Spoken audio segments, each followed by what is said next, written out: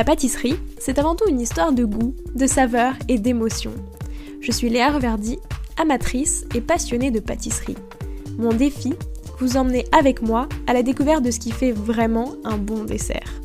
L'objectif ultime, trouver la recette parfaite qui fera fondre vos papilles à coup sûr.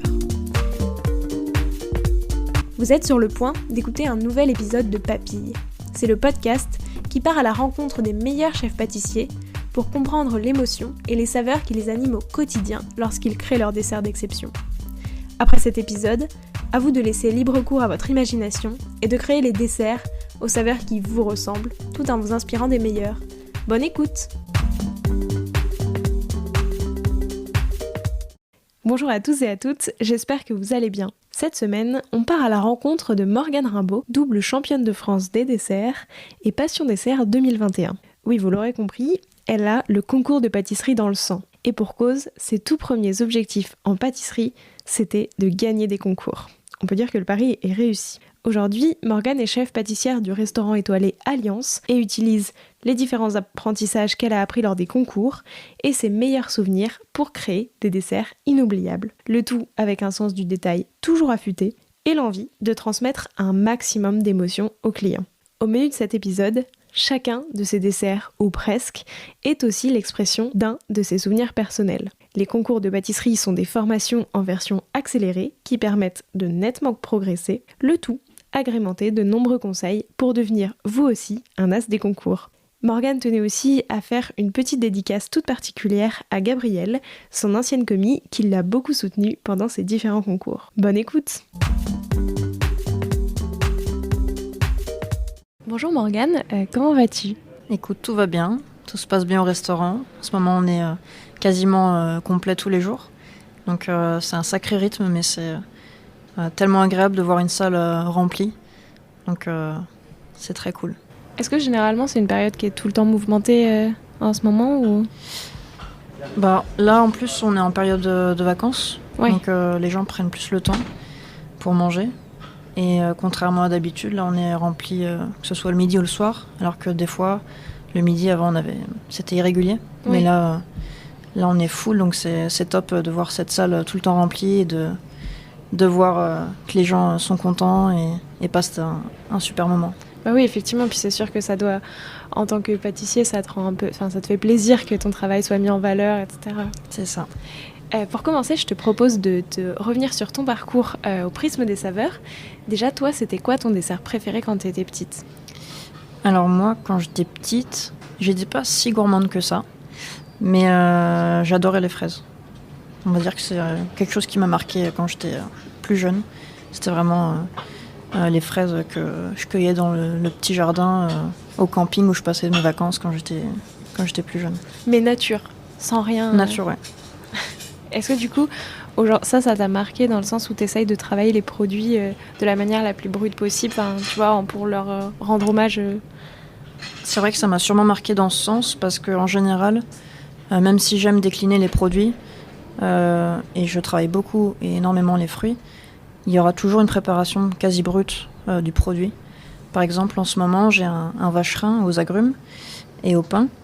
Et donc, les agrumes, ils sont travaillés en confit, ouais. Mais également en salade d'agrumes.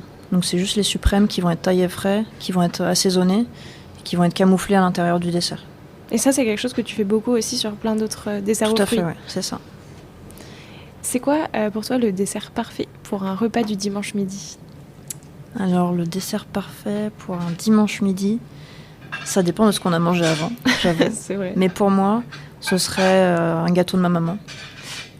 Soit un clafoutis, soit... elle fait aussi des bonnes panna cotta, mais surtout clafoutis. Il y a beaucoup de fruits dans tes desserts préférés. Oui. T'es plus fruits que chocolat. Je suis peu chocolat en effet.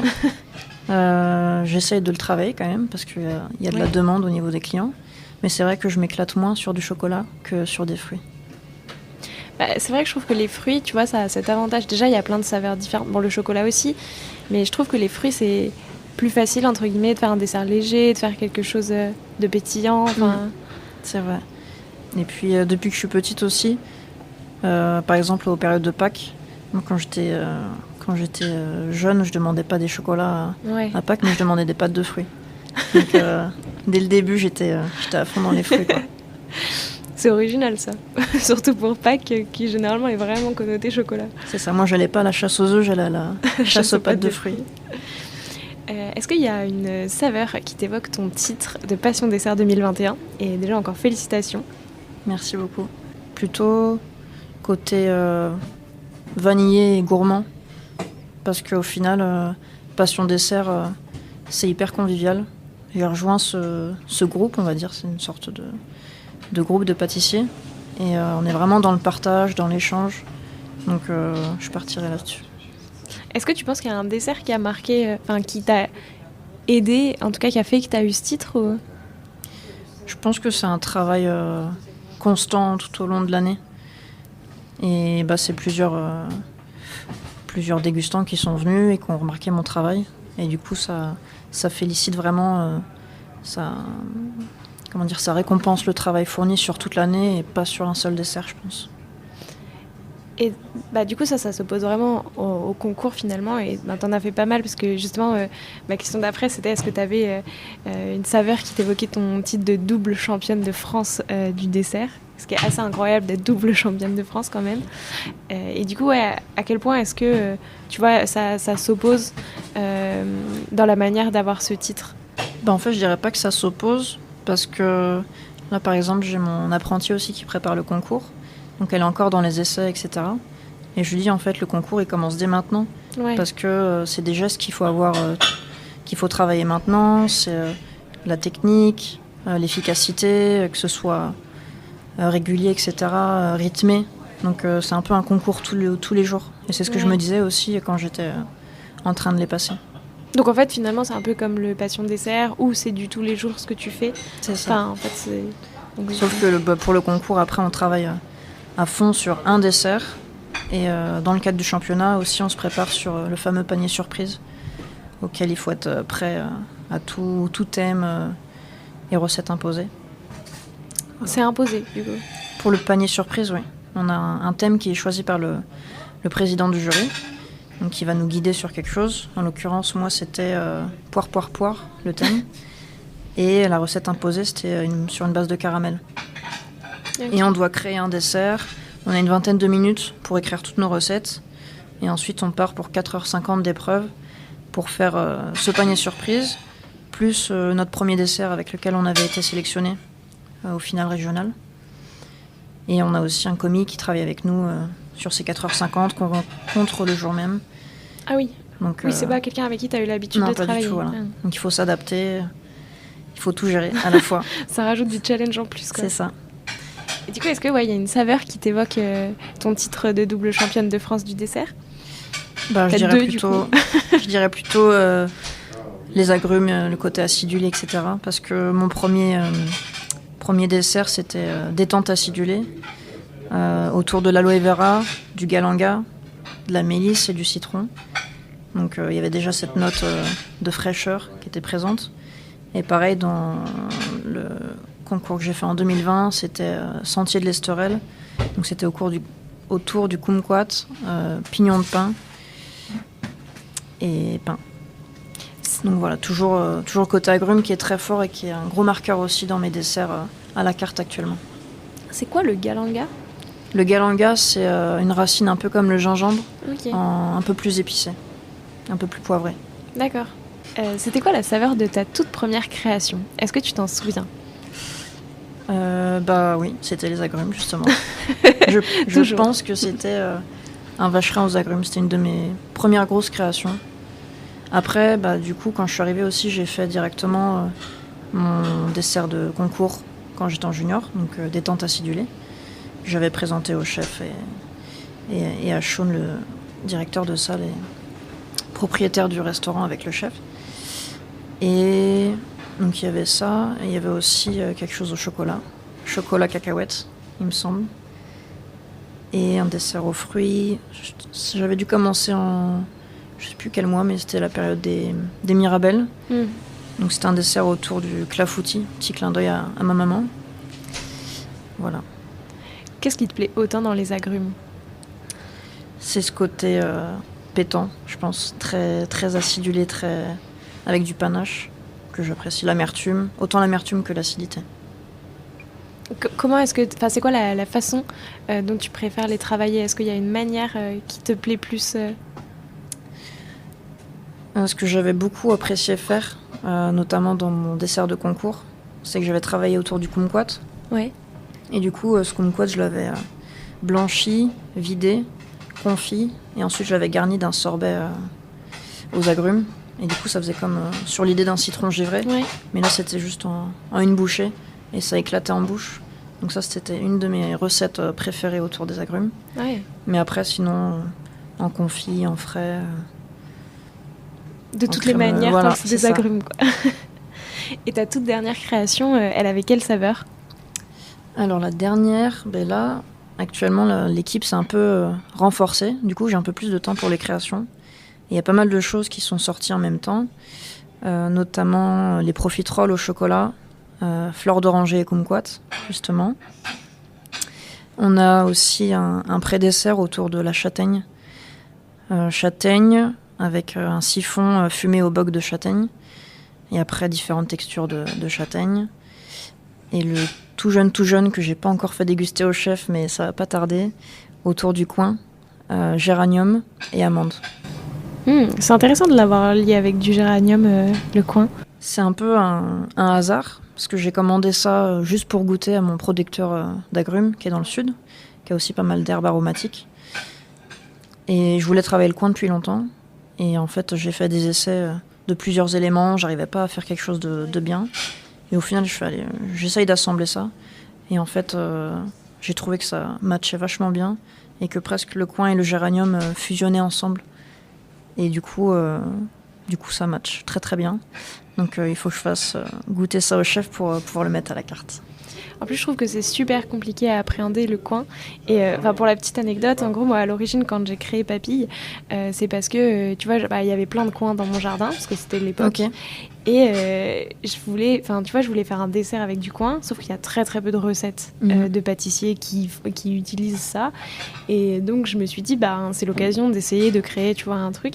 Sauf que c'était super compliqué parce que justement, comme il n'y avait pas trop de modèles, tu vois, savoir avec quoi l'associer, etc. Et c'est pour ça qu'après je me suis dit, autant aller demander au chef directement en faisant Papille.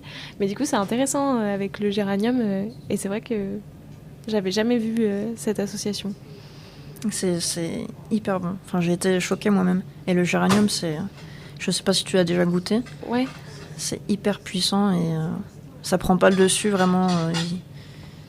Ils sont en symbiose tous les deux. Écoute, ça me donne envie de goûter.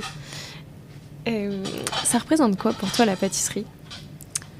La pâtisserie, pour moi, c'est que du plaisir. Il y a ce côté transmission aussi que j'aime beaucoup dans le métier. Ouais. C'est vrai que quand j'ai commencé, par exemple, à Alliance, j'ai pris le poste de chef seul. Et c'était assez intense et dur.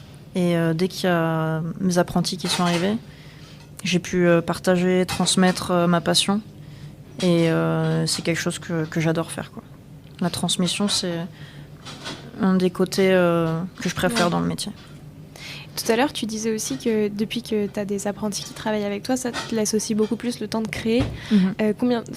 Comment est-ce que tu répartis un peu justement ton temps dans la semaine, ou je sais pas, tu vois, entre le moment où tu peux créer et imaginer des nouveaux desserts, les tester, etc., et le moment où tu fais les desserts qui existent actuellement? Alors du coup, ça dépend un peu de l'organisation des journées. Ouais. Déjà le lundi, c'est une grosse journée parce que c'est la réouverture du restaurant après le week-end. Donc on refait tout de A à Z, tout est frais, toutes les préparations de fruits, toutes les crèmes, les chantilly, etc. Il y a juste les glaces où on a un stock au congélateur, mais sinon on refait tout début de semaine, donc c'est une grosse journée le lundi. Et ensuite, ça dépend. Si j'arrive, j'essaye de me décaler le matin sur la création. Et je laisse faire ma commis et mon apprenti pour préparer le service et gérer la production des éléments qu'il y a à la carte. Et c'est petit à petit, sur la semaine, je fais des éléments par-ci par-là. Et ensuite, je fais un assemblage en général en fin de semaine. Ouais. Je fais goûter des fois des collègues, juste un élément ou deux, une première ébauche au chef, savoir si ça lui plaît, parce qu'on travaille vraiment en forte communication pour qu'il y ait un lien tout au long du menu et qu'il n'y ait pas une coupure dès qu'on passe au sucré. Ouais. Donc vraiment pour qu'il y ait une cohérence tout au long du menu. Et puis voilà. Et ça se fait du coup en goûtant. Toi, tu goûtes les plats qui sont faits en cuisine et eux goûtent du coup tes desserts pour voir justement si ça se suit bien ou... Oui, on goûte de temps en temps les plats salés. Et puis moi, je suis aussi adjointe au chef ici. Donc j'ai un œil sur le côté salé. Je travaille avec eux aussi. Par exemple, toujours en début de service, je suis avec eux pour les premiers renvois. Dès que le côté entrée c'est fini, je décale sur la pâtisserie, qui arrive un peu plus tard dans la soirée, forcément. Oui. Et c'est quelque chose que j'adore faire parce que, comme tu dois savoir, j'ai commencé les études par la cuisine. Oui. Donc c'est pas quelque chose qui me dérange, au contraire, j'adore ça. Donc voilà. Et puis oui, ça doit t'aider aussi à avoir justement un peu plus un œil sur ce qui se fait et pouvoir vraiment beaucoup plus le lier avec la pâtisserie, enfin avec du coup toi tes desserts. Si tu sais et que tu participes, tu vois, du coup tu as les mêmes ingrédients, tu peux les voir, tu les utilises en cuisine, donc limite tu peux plus les utiliser en pâtisserie, non? Oui, et puis ça peut m'inspirer certaines recettes que je peux retransmettre en côté sucré aussi, ou faire des petits clins d'œil sur des rappels d'une saveur en particulier ou quelque chose comme ça. Effectivement. Et du coup, oui, donc tu l'as dit, tu as commencé par la cuisine. À quel moment est-ce que tu as eu le déclic pâtisserie et où tu t'es dit, finalement, je veux plus m'orienter vers la pâtisserie? En fait, j'aimais beaucoup la cuisine depuis que je suis assez jeune. Et je suis partie sur un bac technologique hôtellerie-restauration en 3 ans, où on voit un peu de tout, de la cuisine, de la salle, de l'hébergement, et pas trop de pâtisserie. Et moi, j'avais en tête depuis le début d'avoir mon établissement plus tard. Ok. Donc à la base, je voulais être chef de cuisine, et je me suis dit, si je suis chef, il faut que mon chef pâtissier, que je puisse jeter un œil sur ce qu'il fait, lui apporter quelques conseils, et pas être perdu dès qu'il me parle d'un biscuit, d'aquoise, une pâte à choux, ou quoi que ce soit. Donc je me suis dit, je vais apprendre les bases avec un CAP. Donc je fais mon CAP, et vu que j'aimais beaucoup les concours, dès le CAP, je me suis mis en tête de faire le championnat de France du dessert, qui se fait pendant la période mention dessert à l'assiette, donc 1 an après le CAP. Et au final, au cours de mes divers apprentissages, j'ai adoré le milieu. Au Plaza Athénée, quand j'étais en CAP, j'étais aux côtés de Jean-Marie Hiblot, qui était un homme incroyable et qui m'a beaucoup transmis. Et ensuite, j'étais aux côtés de François Daubinet au Taïwan. Une super équipe aussi, un chef au top. Et puis au final, je suis jamais partie de la pâtisserie. J'ai commencé à travailler mon premier emploi au Shangri-La, à l'abeille, avec Michael Bartocchetti. Et puis ça s'est enchaîné assez vite. Et j'ai atterri à Alliance un peu par hasard. Je me suis laissée porter par le vent. Et voilà, ça fait maintenant 3 ans, un peu plus de 3 ans que je suis ici. Et pourquoi est-ce que qu'est-ce qui t'a plu dans la pâtisserie, tu vois, par rapport à la cuisine? Je pense que c'est le côté sens du détail, minutie, délicatesse, etc. que j'aime beaucoup, que ce soit très, très carré. Je suis un petit peu maniaque sur les bords, dans le bon sens. Et, bien sûr. Évidemment. Et voilà. L'ambiance... Effectivement, mais en plus ça c'est assez rigolo, et puis finalement en vrai je trouve qu'il y a beaucoup de pâtissiers qui ont commencé avec la cuisine. C'est vrai. C'est vrai, quand on échange, souvent on dit « Ah, toi aussi !» C'est rigolo. Et c'est encore quelque chose que tu as envie de faire aujourd'hui, d'ouvrir ton propre restaurant? Pour l'instant, c'est un peu en stand-by, je dirais. Je pense que je me tournerai plus vers peut-être un salon de thé plus tard, ou quelque chose comme ça. Ouais, du coup salon plus de thé pâtisserie. Ouais. Et qu'est-ce que ça t'apporte, tu penses, tu vois, un peu cette double formation, d'avoir aussi eu une formation poussée en cuisine dans ta pâtisserie? Est-ce que ça change, tu penses, ta manière de créer par rapport à des pâtissiers qui seraient juste passés par une formation en pâtisserie ou... Je pense que peut-être je peux m'exprimer un peu plus au niveau du dessert à l'assiette, que peut-être un pâtissier boutique va être plus dans un montage, style entremets, petits gâteaux, etc. C'est vrai que ce côté cuisinier m'apporte aussi sur le travail du fruit, sur le travail des sauces, pour agrémenter les desserts. Mais est-ce que du coup tu penses que ça t'intéresse moins de faire de la pâtisserie boutique, enfin en tout cas pour l'instant, justement de rester dans la pâtisserie de restauration où tu peux vraiment faire des desserts à l'assiette qui se rapprochent de la cuisine Moi, ce qui me fait vibrer pour l'instant, c'est le dessert à l'assiette. Parce que par exemple en période de confinement, on s'est adapté, on a fait de la vente à emporter. Et j'ai fait des petits desserts en verrine, etc. Et j'ai fait aussi des petits gâteaux version boutique. Et c'est top parce que les clients étaient hyper contents. J'essayais de mettre ma personnalité dans les petits gâteaux. Mais c'est un autre travail. C'est aussi difficile parce qu'il faut penser au transport, dans combien de temps il va être mangé, etc. Donc c'est un travail sur les textures qui est assez délicat.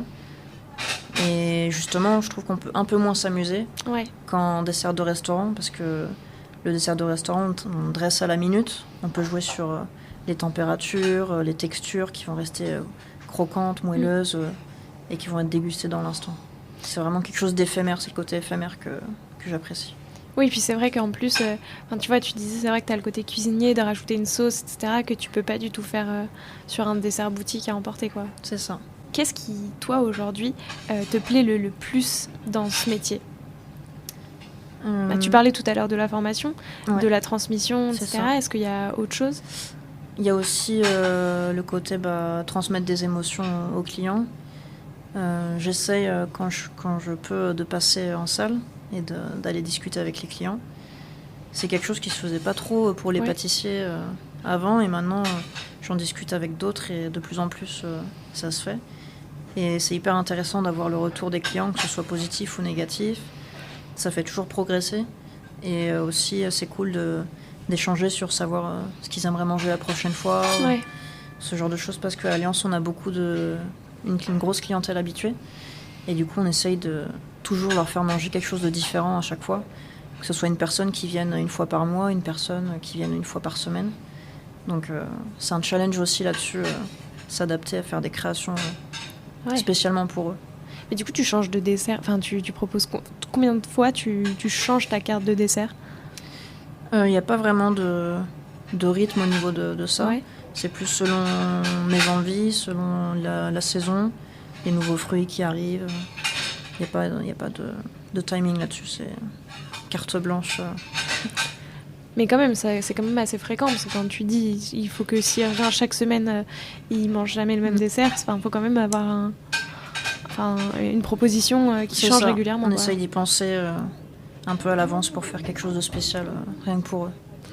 Et après, selon toi, justement, comment est-ce qu'on fait naître de l'émotion chez les gens qui dégustent ton dessert ? Je pense que c'est avant tout une question de plaisir. Il faut se faire plaisir à soi d'abord, et ça va se ressentir dans l'assiette. Si on fait quelque chose juste comme ça, sans vraiment, sans vraiment prendre son pied entre guillemets, ça va juste être mangé et il va rien se passer. Alors que dès qu'on essaye d'apporter un petit quelque chose, que ce soit un souvenir ou une saveur qui va réveiller, etc., c'est différent. Et quand tu parles de souvenir, c'est un souvenir à toi, un de tes souvenirs que tu mets dans ce dessert et qui, tu penses, se transmet entre guillemets ? En effet.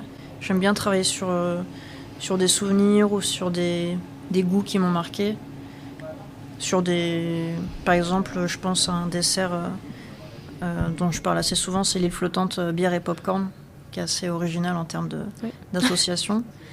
Et c'était par rapport au moment où on regardait des séries télé avec des amis, une bière à la main et des popcorn caramélisés à côté. Et par exemple aussi pendant les desserts concours, Sentier de l'Esterel, c'est un souvenir de vacances dans le sud. Enfin, voilà. Ouais, à chaque fois, tu mets vraiment... En fait, toi, tes desserts racontent une histoire que tu as vécue, un souvenir, quelque chose. C'est ça. J'essaye toujours de prendre ce chemin-là. C'est joli, ça. En plus, je trouve que c'est assez chouette. Et c'est vrai que je pense que, en soi, la soirée bière popcorn, on peut un peu l'avoir tous vécu. C'est quelque chose d'assez courant. Mais je trouve qu'en plus, c'est assez chouette de se dire que tous tes desserts, en fait, racontent une partie de ta vie. De quelque chose que toi t'as fait, un souvenir, etc. C'est une belle... je trouve que c'est assez original. Comme le clafoutis de ma maman, des choses qui m'ont marqué avant. Donc que j'ai découvertes et que j'ai envie de faire découvrir aux gens aussi. Ça, par exemple, c'est quoi la dernière chose que t'avais découverte et que t'avais envie de faire découvrir aussi ? Qu'est-ce que ça va être ? Il y avait un dessert que j'avais bien aimé travailler, c'était sur la banane. J'avais trouvé des toutes petites bananes. Et en fait, je l'ai travaillée entière, je l'ai flambée entière et j'ai fait une cuisson un peu poussée pour qu'on puisse manger la peau, qui était comestible, je ne le savais pas. Et j'ai décliné Ce dessert, j'ai vraiment travaillé le produit à 100%, avec les bananes assez classiques qu'on connaît tous. Je gardais les peaux, j'en faisais des chips. Ce que je pouvais vraiment pas utiliser, je le passais en infusion pour faire mon sorbet. Enfin, j'utilisais vraiment le produit de A à Z. Et ensuite, j'allais présenter en salle le dessert. Il y avait une banane flambée qui était servie entière devant le client. Et il fallait venir prendre à la cuillère la banane. Donc, voilà.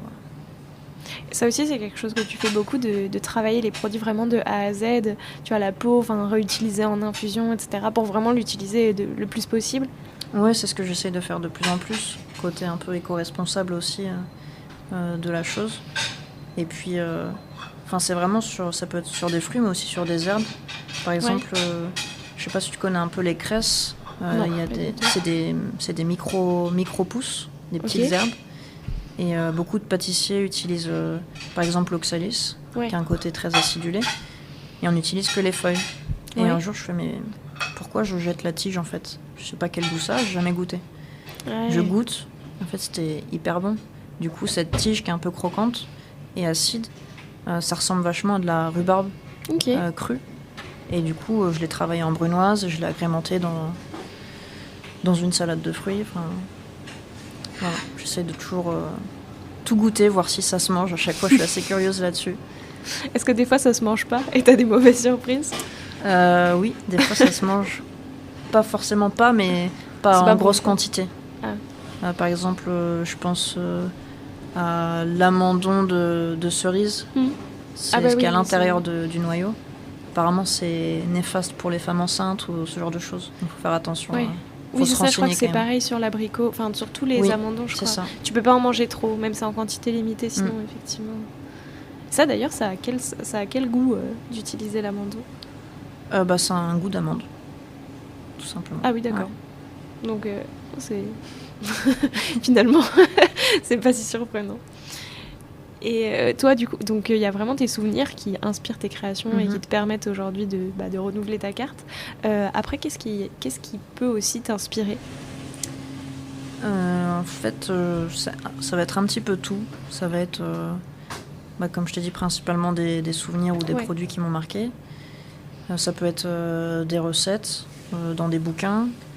Ça peut être aussi sur les réseaux. J'ai vu une technique ou un produit que je connaissais pas. Je vais me le réapproprier et refaire un travail dessus à ma façon. Ça peut être des brainstorming avec les équipes. Ça peut être des produits qui nous sont présentés par les producteurs. J'ai un nouveau produit, tu veux goûter, tu veux en faire quelque chose. C'est vraiment un peu de tout. Et ça t'intéresse aussi vraiment de découvrir justement, de trouver des nouveaux produits qu'on n'a pas forcément l'habitude de manger dans des desserts et un peu de voir comment les adapter. Ça, c'est vraiment quelque chose qui, toi, te tient à cœur. Ouais, beaucoup. Je trouve ça hyper intéressant et puis c'est toujours cool de faire découvrir de nouvelles saveurs aux clients. Ils viennent quand même globalement vivre une expérience unique chez nous, donc si on peut leur faire découvrir des choses, c'est encore mieux. C'est un plus par rapport à transmettre des émotions avec des saveurs qu'on connaît et faire découvrir un produit en plus, c'est bonus. Ah mais c'est vrai. En gros, toi, ce que tu recommandes aussi, c'est de constamment te former, de regarder ce que font les autres, d'être constamment dans la découverte aussi pour s'inspirer, pour créer des nouvelles choses et pas se limiter à ce qu'on connaît en soi. C'est ça. Et d'ailleurs, en termes de technique pure, est-ce que c'était quoi, pareil, la dernière technique que tu as vue, que tu as découverte et que tu as voulu réutiliser? J'ai eu l'occasion d'aller chez Anne-Sophie Pic à Valence récemment. C'était pour la préparation d'un événement, pour une démonstration au Salon du Chocolat. Oui. Du coup, j'ai été faire des essais là-bas avec Zachary Lebel, qui est champion junior de la même année que moi, quand je l'ai passé en pro. Donc on devait faire un 4 mains ensemble. Et le seul moyen qu'on puisse travailler, c'était que je me déplace là-bas. Donc on a fait des essais tous les deux. Et puis après, j'ai fait un service avec eux. C'était vraiment cool. Donc j'ai pu goûter les desserts. Et ils travaillaient beaucoup le fumé. Sur les fruits au chalumeau. Oui. Et c'est vrai qu'au restaurant aussi à Alliance, le chef aime bien travailler avec le chalumeau sur juste une cuisson d'un maquereau ou un légume. Oui. Et c'est vrai que moi j'avais pas encore vraiment testé cette technique. Et quand j'ai vu le chef Eric travailler là-dessus sur sur par exemple la poire, je me suis dit pourquoi pas le faire ici. Ouais. Et au final, j'ai pas chalumé, on va dire, un fruit, mais j'ai chalumé les bocs de châtaigne pour faire infuser ma crème et faire un siphon fumé au boc de châtaigne pour mon pré-dessert à la châtaigne. Donc c'est une des dernières techniques qui m'a inspirée. Effectivement, ça a l'air assez stylé. Donc on en a parlé pas mal, tu as participé à beaucoup de concours et c'est ce que tu disais, c'était ton premier objectif quand tu as voulu faire de la pâtisserie. Pourquoi est-ce que justement, tu vois, toi c'était quelque chose qui te faisait envie de participer au championnat de France des desserts? Enfin, tu vois, pourquoi est-ce que dès que tu as commencé dans la pâtisserie, tu t'es dit j'ai envie de faire ce concours? J'ai toujours fait des concours aussi côté cuisine et je trouve qu'en fait ça a toujours été une formation en accéléré parce qu'on se rajoute du travail en plus et que les concours, comme je te disais, il faut être le meilleur le jour J et du coup ça va être un gros travail sur la technique, sur l'hygiène, sur l'efficacité, etc. Donc ça c'est un gros plus et après ça amène aussi beaucoup d'ouverture, c'est des rencontres, des accès, enfin se faire un carnet de contacts pour plus tard. Donc je pensais aussi à l'avenir.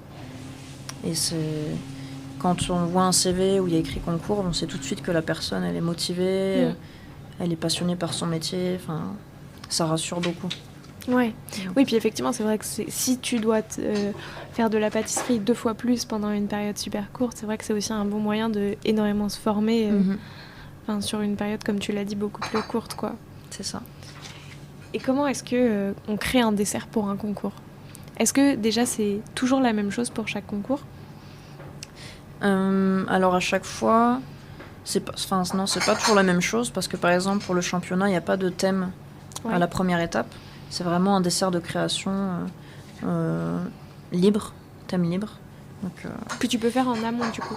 Oui, c'est ça. C'est une sélection par dossier. Ok. En général, c'est sélection par dossier par contre sur les concours. D'accord. Ça, c'est un critère qui ne change pas. Et sur d'autres concours, il va y avoir des thèmes, par exemple agrumes, ou alors ça va être sur les cakes ou ce genre de choses.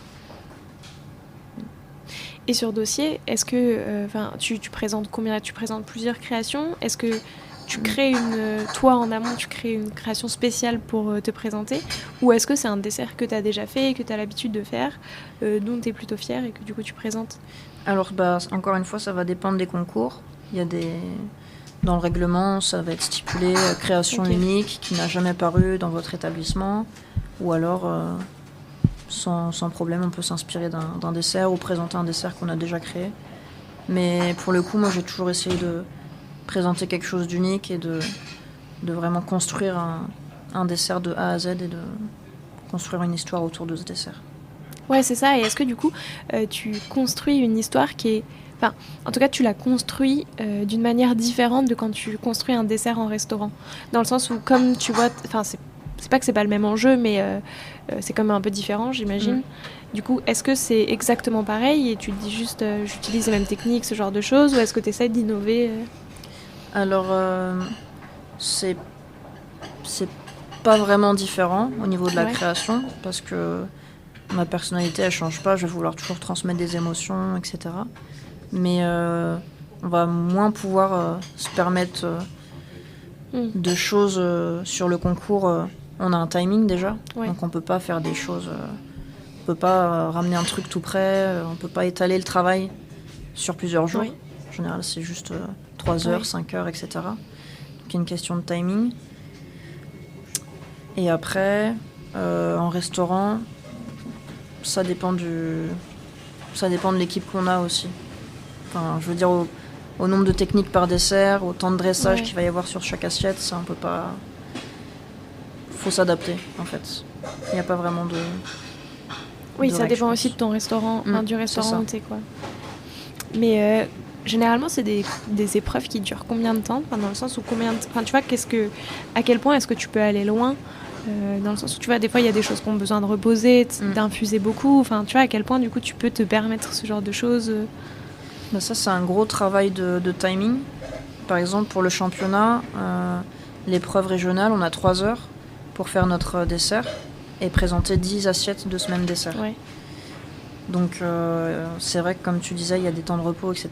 Donc ça, c'est un calcul qu'on travaille du coup en amont aux entraînements pour savoir combien de techniques on peut se permettre, qu'est-ce que je peux mettre, quand est-ce qu'il faut que je commence par la mousse pour qu'elle ait le temps de figer au congèle, que je puisse la démouler, qu'elle décongèle pour la dégustation. Donc ça, c'est un gros travail de timing, de chrono. Et le pire ennemi dans les concours, c'est toujours le temps. Oui. Parce que forcément, ça se passe pas forcément tout le temps comme on veut. Il y a toujours une petite chose qui se passe. Une petite recette qui part en cacahuète, un problème de refroidissement, un four qui est trop chaud ou ce genre de choses. Donc il faut s'adapter, on perd du temps. Enfin, ça, c'est vraiment le pire ennemi. Donc quand tu te prépares, tu testes tout et toujours en te chronométrant, quoi. C'est ça. Et j'avais toujours, en général, quelqu'un qui me chronométrait, qui me regardait travailler. Donc qui me notait aussi sur ma technique, sur ma gestuelle, sur l'hygiène, etc., l'efficacité. Avoir un poste toujours propre, nickel. Et c'était toujours... je commence ma mousse, ok, il est 15h02, je termine ma mousse, il est 15h12. Je la mets en cellule à 15h17. Et petit à petit, au fil des entraînements, je gagnais 1 minute par-ci, 1 minute par-là. Et je faisais aussi exprès des temps de pause ou des trajets en plus dans le restaurant pour perdre du temps. Je faisais ma plonge moi-même des fois alors qu'on a un plongeur sur place pour vraiment perdre du temps et me mettre en condition un peu stress du jour J, etc. Bah ouais. En fait, c'est pire qu'un entraînement sportif. Enfin, c'est ça, tu cherches à gagner du temps dans tout ce que tu fais pour vraiment être le plus préparé sur le moment, quoi. C'est ça. Et comment est-ce que tu réagis quand il y a quelque chose justement qui va pas, enfin quelque chose qui t'échappe? Parce que comme tu l'as dit, est-ce que déjà vous avez le même matériel que ce que tu as l'habitude d'utiliser, ou du coup ça change et tu sais pas exactement comment ça... En général, on ramène tout notre petit matériel et après on fait avec les éléments qu'il y a sur place. Les fours, on les connaît pas. Ouais. La cellule, on sait pas comment elle réagit. Donc ça, c'est une question d'adaptation. Oui, donc tu as quand même de l'incertitude à ce moment-là, quoi. C'est ça. Et du coup, oui, comment tu réagis quand y a quelque chose qui se passe pas exactement comme tu l'avais minuté pendant plein de fois avant? Moi, je suis quelqu'un d'assez calme. En général, de temps en temps, on me dit « Morgane, c'est un peu force tranquille ». Et j'arrive à me mettre dans ma bulle et me concentrer sur comment je peux m'adapter, comment est-ce que je peux, que ce soit en concours, rentrer dans les temps pour que ça passe. Ou mince, j'ai un client qui n'aime pas le sans gluten et j'ai 1h10 avant que son dessert soit réclamé. Donc, qu'est-ce que je peux lui faire dans ce timing-là?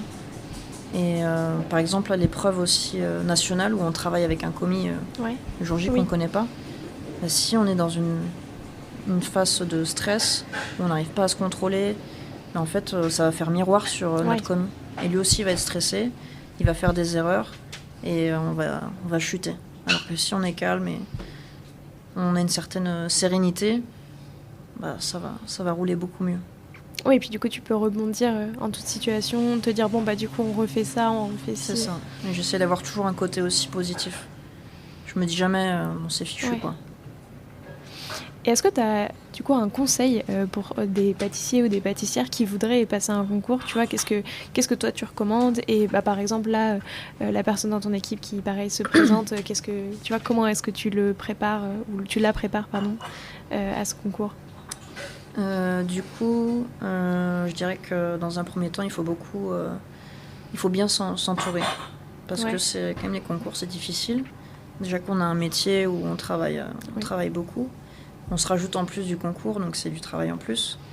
Et moi, j'ai eu la chance dès le début de travailler avec mon formateur Cyril Gaïdella, qui m'a pris sous son aile dès le début et qui m'a suivi à 100% dans les concours, qui venait sur ses week-ends s'entraîner avec moi, qui prenait du temps et qui est encore derrière moi aujourd'hui. Dès que j'ai un souci, je lui passe un petit coup de fil et il est toujours là pour me répondre. Donc c'est un vrai papa dans la pâtisserie pour moi. Et donc voilà, bien s'entourer dans un premier temps. Et puis après, c'est le travail qui paye. C'est prendre vraiment la chose au sérieux et travailler à fond. Entraînement. Je te dirais pas le nombre d'heures que j'ai fait, mais je peux te dire le nombre d'entraînements. Je crois que je les avais comptés pour le junior. Ça devait monter dans les 100 entraînements, sachant qu'un entraînement, c'est 3 heures. Ah oui. Ah Donc, oui. donc, après, il y a les entraînements de 3 heures, mais aussi les entraînements juste sur une technique. Ouais. Bon, bah, pendant 3 heures, je vais faire des quenelles. Pendant 3 heures, je vais faire ci, ça. Donc voilà, c'est beaucoup de boulot. Il faut rester constant dans les entraînements pour que les choses deviennent automatiques, en fait. Et combien de temps avant tu t'entraînes? En général, c'est 1 an à l'avance. Pour moi, Ouais. pour mon cas. Ah, ça dépend. Enfin, Ouais, en fait, ça il y a pas dépend de des règle. personnes, ça dépend que les gens, enfin le temps que chaque personne a à consacrer au concours. Moi, je faisais ça sur toutes mes coupures, sur tous mes week-ends. Donc c'est une décision que j'avais prise aussi, à la base, de me concentrer à fond pendant 1 an sur mon concours. Et forcément, ça allait mettre ma vie perso un peu à côté, mais ça m'apporte énormément aujourd'hui. Et ma famille, mes proches ont toujours été à fond. Et là, pour moi, ils sont très fiers aujourd'hui de mon parcours. Donc c'est ce qui me rend aussi heureuse et fière. C'est quoi le prochain concours que tu vises? Prochain concours, c'est pas vraiment un concours, c'est avoir la 2e étoile au restaurant. C'est quand même un concours, mais sur le long terme. Voilà, c'est ça. C'est quelque chose sur lequel on est à fond tous depuis plusieurs mois. Et donc, c'est une régularité, une constance à avoir. Et toujours aller chercher plus loin dans les créations, dans les petits détails. Donc, on est à fond pour la 2e. Du coup, comment tu passes de 1 à 2 étoiles? C'est une question de détail, tu penses? Bah, ça, on n'a pas vraiment les critères. Ouais, oui, bien sûr. Mais nous, avant tout, c'est faire plaisir aux clients, se faire plaisir aussi. Et toujours la recherche du petit détail, pousser les choses. C'est un tout, je pense. Mais c'est vrai que je pense que le petit détail, ça doit jouer énormément. Enfin, dans le sens où ça complète ton expérience aussi. Et c'est tout de suite ce qui te prend plus de temps. Enfin, quand tu commences à pousser, c'est ce qui te prend plus de temps de façonner encore plus les petits détails. C'est un assemblage de petits détails. Et puis moi, j'ai la partie un peu dure parce que je suis en fin de repas. Donc, il faut que ce soit nickel pour que le client se souvienne, ait un bon souvenir du restaurant, parce qu'il a pu passer un super moment tout le long. Et s'il y a un petit quelque chose qui va pas à la fin, il va se dire « Ah, ça, c'était pas bien. Bon, je mets de côté ce restaurant. » Donc ça, on essaye que le client soit content dès qu'il passe le pas de la porte. Est-ce que tu peux nous raconter l'histoire derrière le dessert qui t'a le plus marqué? Alors, c'est pas forcément un dessert que toi t'as fait, c'est peut-être un dessert d'un autre pâtissier que t'as goûté et qui vraiment t'a marqué, a marqué ton expérience, tu vois, où tu t'es dit, tiens, j'aime bien telle chose, etc. Ce qui me vient tout de suite à l'esprit, c'est assez récemment, quand j'étais chez Anne-Sophie Pic à Valence. J'ai eu la chance de goûter les desserts qui étaient à la carte du chef Eric. Et celui qui m'a le plus marqué, c'était le vacherin à la chartreuse et aux myrtilles. Et en fait, déjà, il a un super design dans l'assiette, c'est magnifique. Il y a cette meringue qui est en forme de montagne, de part et d'autre du dessert. Et au centre, il y a différentes textures de crème, de compoté, de gel. Et on a des bouchées différentes à chaque cuillère. Et donc ça faisait vraiment une forme de montagne en verticale. Et du coup, au début, on était sur la chartreuse verte, après la jaune, etc. Et du coup, c'était c'était yo-yo au niveau des émotions et c'était hyper intéressant. Et c'est assez dingue en plus d'arriver à faire, tu vois, à changer comme tu as dit, de goût, de texture à chaque bouchée. C'est ça.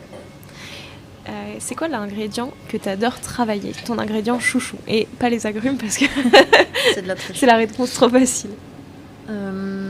J'aime beaucoup les poivres aussi. J'en mets pas mal dans les desserts.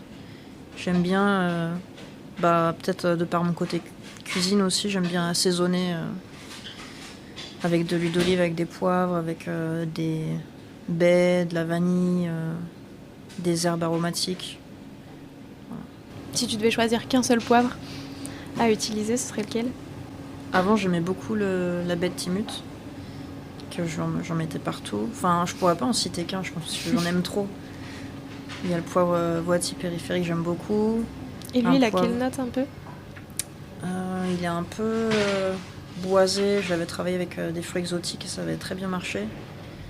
Il y a le poivre d'Andaliman que Zachary m'a fait découvrir pour le dessert qu'on a fait au Salon du Chocolat, qui se matcha très bien avec les agrumes.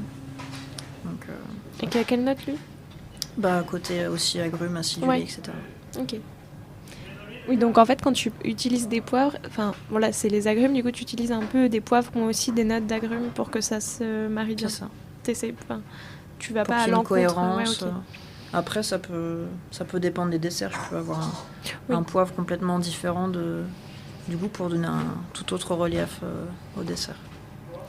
Au contraire, c'est quoi l'ingrédient qui te donne pas mal de fil à retordre que tu peux bien aimer l'utiliser, bien aimer le manger, etc. Mais il est toujours beaucoup plus compliqué à appréhender. Un des ingrédients délicats, c'était le café. Parce que j'aime pas trop en boire à la base. Ouais. Là, je le bois plus sous forme assez douce, en cappuccino ou ce genre de choses. Et du coup, il m'a donné un peu de fil à retordre, pour le maîtriser, savoir comment l'infuser. Ouais. Parce qu'il faut utiliser du café torréfié, du café vert, du café soluble, des espressos, etc. Donc c'était pas mal d'essais pour trouver ce qui me plaisait. Et du coup, finalement, c'est quoi qui te plaît le plus ? Et du coup, j'avais fait une île flottante café et sarrasin. Donc j'avais matché ça avec le sarrasin. Et j'avais utilisé du café du Mexique que j'avais torréfié et que j'utilisais aussi sous forme d'espresso. Et j'en avais fait un caramel et une crème anglaise aussi. Très clair. Est-ce que tu aurais un conseil à me donner, à moi qui suis pas pâtissière, mais qui aime bien quand même, tu vois, faire des desserts, pâtisser, etc., et que tu trouves qu'on donne pas assez ? Et c'est peut-être aussi un conseil que toi, t'aurais aimé recevoir quand tu as commencé la pâtisserie. Je pense que le conseil le plus évident pour moi, ce serait de goûter. Ouais. Souvent, on va dire, on va suivre la recette, on a peur de mal faire, donc on suit la recette. Mais je pense qu'on s'écoute pas assez. L'instinct aussi de comment faire et de goûter pour voir si ça plaît, si c'est bon, qu'est-ce qui manque, qu'est-ce que je peux ajouter pour que ce soit plus agréable, etc. Et faire confiance à ses sens, du coup. C'est ça. Et écoute, merci beaucoup. Maintenant, pour finir cette interview, je te propose de te prêter au jeu du questionnaire de Proust des saveurs. Si déjà tu ne devais plus utiliser qu'une seule alliance de saveurs pour le reste de tes créations, ce serait laquelle ? Je vais pas dire agrumes parce que c'est trop facile. Je dirais la fraise et la vanille. C'est quoi, toi, ton péché mignon ? Le caramel, je pense. Caramel au beurre salé. Est-ce que t'en mets partout, du coup ? Tu le déclines à plusieurs saveurs, etc. Non, mais par exemple, j'adore les cookies aux fruits secs avec un petit caramel qui est dessus coulant. C'était quoi le dernier ingrédient que t'as découvert récemment et qui t'a marqué ? Le poivre Andaliman que j'ai découvert et que j'ai utilisé par la suite. Est-ce qu'il y a un pâtissier ou une pâtissière avec qui t'aimerais bien faire un dessert à 4 mains qui aurait des saveurs inattendues ? Du coup, une autre création à 4 mains. Pourquoi pas travailler avec Claire Etzler, une grande pâtissière que j'ai suivie depuis que je suis jeune, uniquement par les bouquins, parce que quand j'étais plus jeune, je pouvais pas me permettre d'aller au restaurant où elle travaillait. Et maintenant, elle est plus en consulting, donc c'est compliqué de goûter ses créations. Mais à l'occasion, pourquoi pas. Et même déjà pouvoir goûter ses créations, ça te ferait très plaisir, quoi. Carrément. Alors maintenant, j'ai 5 dernières questions. T'es plutôt tarte ou gâteau de voyage ? Plutôt tarte. Estragon ou basilic ? Estragon. Cookies ou madeleine ? Cookies, sans hésiter. Poire ou cerise ? Cerise. Et enfin, ton dessert figue ou ton dessert noisette ? Mon dessert figue. Eh bien, écoute Morgane, je te laisse le mot de la fin. Est-ce que tu as un mot à ajouter, quelque chose que tu aimerais dire qui te tient à cœur ? Merci beaucoup pour cette interview.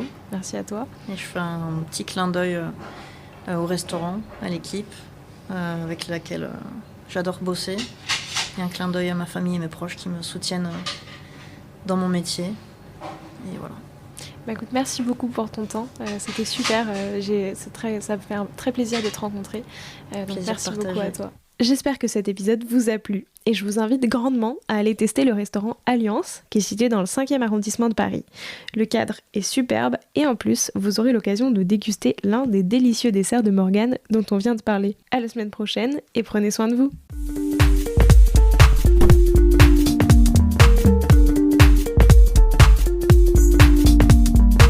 Alors, quel sera votre prochain dessert ? Merci d'avoir écouté cet épisode jusqu'au bout. S'il vous a plu, n'hésitez pas à le partager aux gourmands qui vous entourent. Et si vous voulez soutenir Papille, 2 choses.